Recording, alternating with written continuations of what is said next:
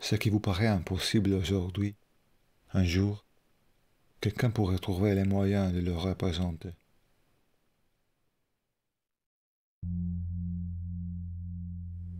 I have never liked to compromise. I don't like to give up in the face of difficulties, and even less do I settle for something less than perfect, especially when I'm not convinced with a solution. Many people rightly claim that music is the expression of mathematical concept, as it happens in Xenakis music. I believe, however, that this concept should not be misunderstood, and if this should be assumed in these terms, it could generate big misunderstandings. I think that music, no matter how much it can be conceived or codified in a mathematical way, should not be performed in that way.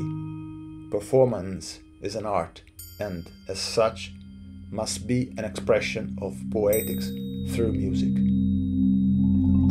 I'm convinced, therefore, like any gesture or event in nature, that music should not be performed in a mechanical way. It can be codified or transcribed in a mathematical way, but it must contain a poetry to be performed in a creative and a musical way, never mechanical, while still respecting the ideas of the composer.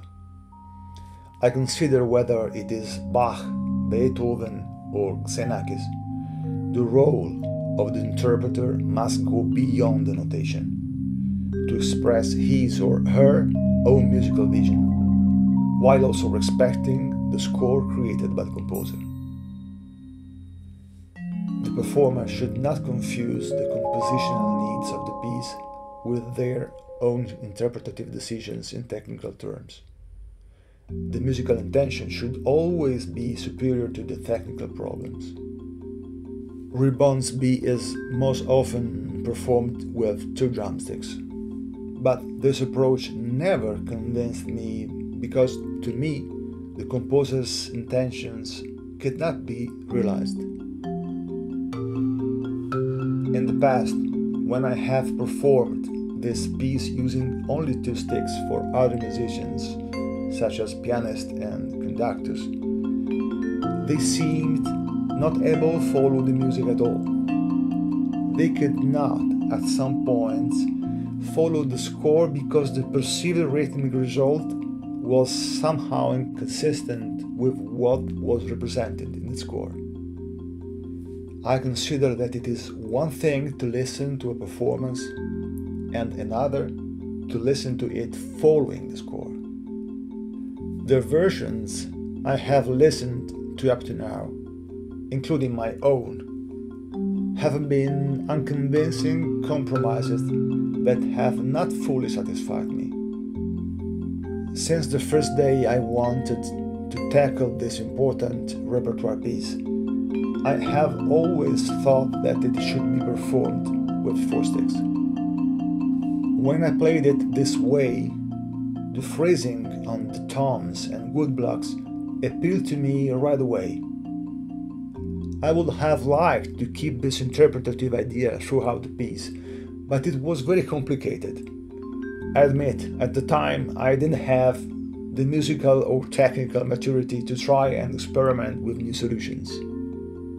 With this objective in mind, I tried to render the two melodic lines entrusted polyphonically to each voice separately, attempting to portray them as coherently as possible while respecting the score. I have tried to choose the stickings that are appropriate to the music while not letting myself be influenced by the technical difficulties. For this reason, I had to experiment with new solutions. I used a pseudo-muscle grip in combination with the push-pull technique, familiar with players on the drum set. This approach was useful in the execution of the drags independently with both hands. In addition, by using this technique I was able to create homogeneous rolls with one hand and was able to execute the final part of the score as conceived by Xenakis. From the first glance at the score, one can see that the piece was clearly conceived to be performed with 4 sticks. You can see this within the beginning of Rebones A, as well as from the superimposition of the 2 independent melodic lines in Rebones B, which sometimes appear in 3 simultaneous articulations that would be almost impossible to perform with 2 sticks. The extended melodic phrase with rolls on the word blocks is an example. I will never forget an incident that happened when I was studying in Paris. A student asked Xenakis, "Why have you conceived Rebones the way you did, since some points in the piece are so difficult as to appear impossible to realize?" He answered, "What seems impossible to you today, one day, someone could find a way to represent it." His words struck me so much that from that moment I have never stopped thinking about it. This has allowed me to experiment with new technical solutions and, while not giving up or not being satisfied, have become some of my cornerstones to face life with determination and enthusiasm. I immediately understood that this would be my approach to music as reflected in my visions of Rebones B.